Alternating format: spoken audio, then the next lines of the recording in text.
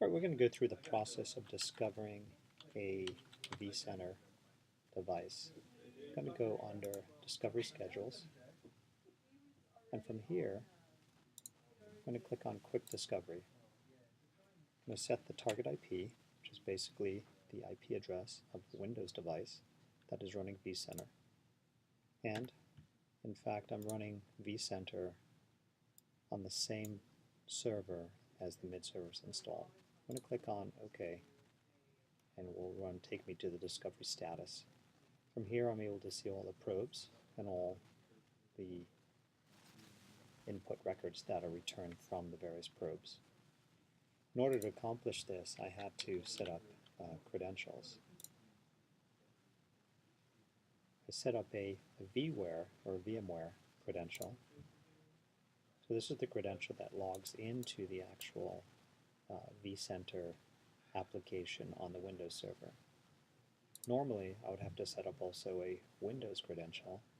However, because the mid server is installed on the same machine as vCenter and that Windows server, then it will use the actual services credential, and so I don't have to.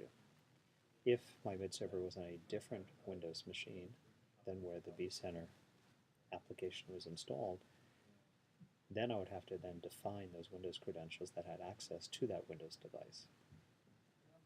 So those are the two basic requirements from a credential standpoint. There's also a third credential known as the SIM credential, and that will return the serial numbers of the ESX servers.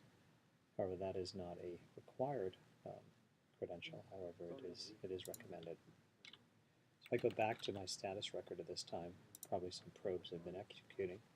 And here we can see that we are still in an active state. We've started 15 probes, and 12 of them have been completed or responded to. If I open it up and sort by created, you'll see that the Shazam probe went out. We then went through the classification phase. In classification, we classified it as a Windows device. We did identification of this device to see whether we've seen it before. Then we identified the operating system, and we sent in some probes to determine whether this particular device was running vCenter. And as a result of that, we sent in this VMware vCenter probe, which then is now using the VMware credential in order to query for that vCenter application, including all the applications running on it and the different VMs.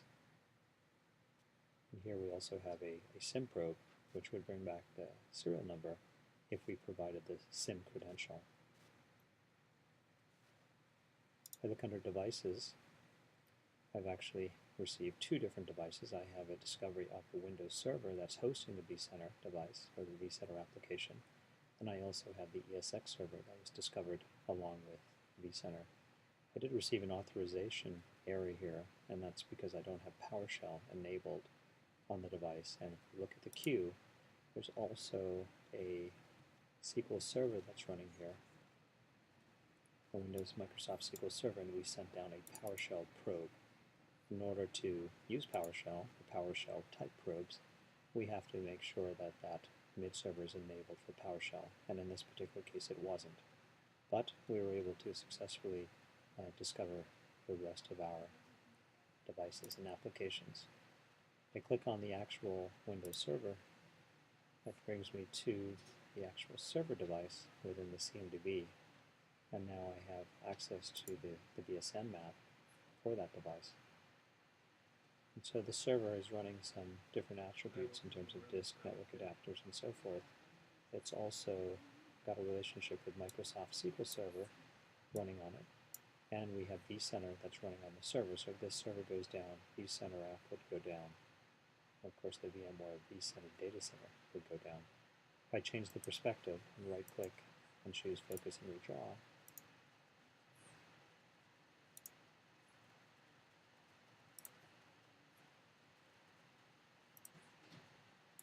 then I'll get a different perspective.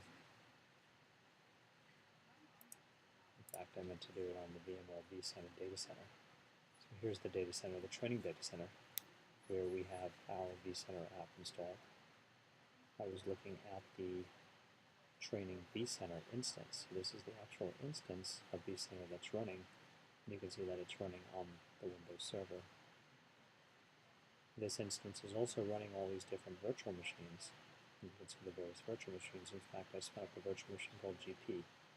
So this is showing us the parent-child relationship of the different VMs as they pertain to the vCenter application and how it's supported by the Windows server. This is a nice visual of what you'll get when you successfully query and discover vCenter.